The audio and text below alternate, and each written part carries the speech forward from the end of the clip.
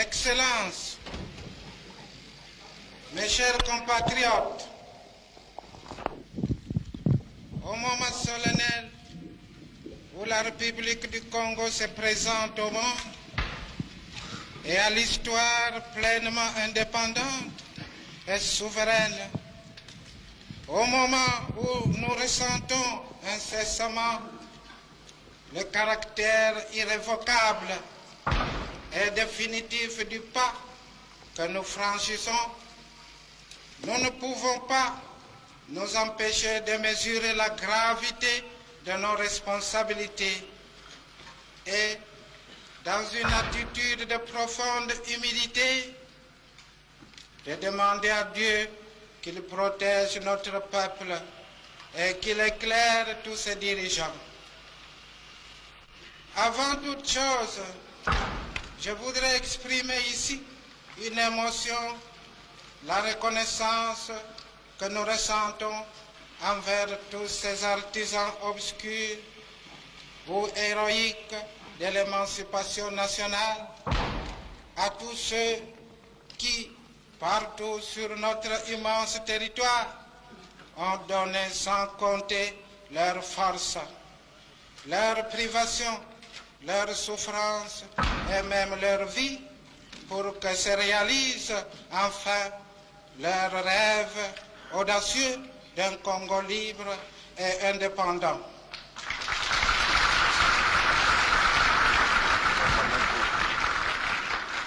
Je pense à ces travailleurs de chantier, des usines, à ces agriculteurs de nos plaines et de nos vallées, à ces intellectuels aussi, à tous ceux, jeunes ou vieux, qui ont senti monter dans leur cœur un irrésistible idéal de liberté et qui, quoi qu'il puisse arriver, ont su rester fidèles à cet idéal et ont su l'accomplir. Je pense à nos femmes aussi qui, sans faiblir un seul instant, ont su reconfronter leurs fils, leurs époux dans leur lutte magnifique et souvent même se trouver à leur côté au plus âpre du combat. À vous tous et à vous toutes, artisans incomparables de la grandeur de notre patrie, le Congo indépendant que vous avez créé, vous dit avec émotion sa gratitude infinie et vous assure solennellement que jamais vous ne serez oubliés. Tournons-nous maintenant vers l'avenir. L'aube de l'indépendance s'élève sur un pays dont la structure économique est remarquable, bien équilibrée et solidement unifiée. Mais l'état d'inachèvement de la conscience nationale a suscité certaines alarmes et que je voudrais dissiper aujourd'hui en rappelant tous les progrès qui ont été accomplis en ce domaine et qui sont le plus sûr garant des étapes qui restent à parcourir. Et que des différences, en effet, lors de la fondation de notre pays, entre des populations que tout contribuait à maintenir écartées les unes les autres, sans souligner les diversités de langues, de coutumes ou de structures sociales. Rappelons simplement les distances énormes qui nous séparaient et le manque de moyens modernes de communication de la fin du siècle passé. Pour se reconnaître, il a fallu se rencontrer. Bon nombre de populations vivant aux confins de ce vaste pays se sentent peu proches les unes les autres. Vous avez bien voulu rappeler, sire, combien le progrès des moyens de déplacement contribuait heureusement à insérer le pays dans un réseau d'échanges qui servit aussi et grandement à reprocher les hommes. Le développement économique de son côté amena la création de cités de travailleurs et de centres où les ressortissants des différentes ethnies apprirent à vivre ensemble, à mieux s'apprécier et où insensiblement une certaine osmose s'opéra.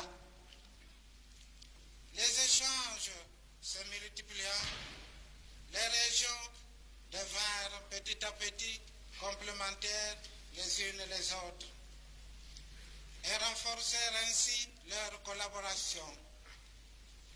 Le développement de l'instruction, la création et la diffusion des journaux et périodiques, la multiplication des postes de radio, tout cela contribua à la naissance dans les villes d'abord, dans le milieu rural ensuite, d'une opinion publique d'où petit à petit se dégagèrent les éléments d'une véritable conscience nationale. La Belgique a eu alors la sagesse de ne pas s'opposer au courant de l'histoire et comprenant la grandeur de l'idéal de la liberté qui anime tout le cœur congolais, elle a su, fait sans précédent dans l'histoire d'une colonisation pacifique, faire passer directement et sans transition notre pays à la domination étrangère, à l'indépendance, dans la pleine souveraineté nationale.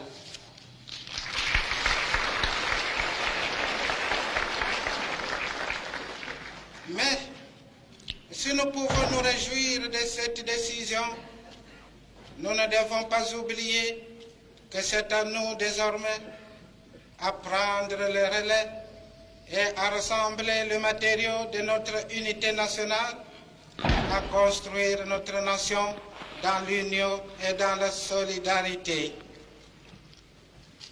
Nous disposons pour cela d'un large éventail de moyens, mais il faudra que nous nous en utilisions avec sagesse, sans hâte ni lenteur, avec le souci de s'adapter harmonieusement au rythme normal des choses, sans essouffler les populations par une marche trop rapide qui risquerait d'en laisser certaines hors d'haleine sur le bord de la route, mais sans se complaire non plus dans une admiration béate de ce qui est déjà fait. La conscience nationale pousse depuis longtemps les populations congolaises vers plus de solidarité. Nous aurons à favoriser plus que jamais ces mouvements de rapprochement national. Un rôle tout spécial sera dévolu dans ces recherches d'une plus grande cohésion nationale aux institutions centrales du pays et surtout à l'action des chambres législatives. Certains d'entre nous, Monsieur le sénateur et Monsieur le député, ont pour la première fois sans doute côtoyé des élus venant d'autres provinces. Grande a été leur surprise de constater que votre idéal et vos préoccupations étaient si proches les uns des autres. J'ai la conviction que vous ferez de ces assises le véritable creuset d'une conscience nationale toujours plus développée.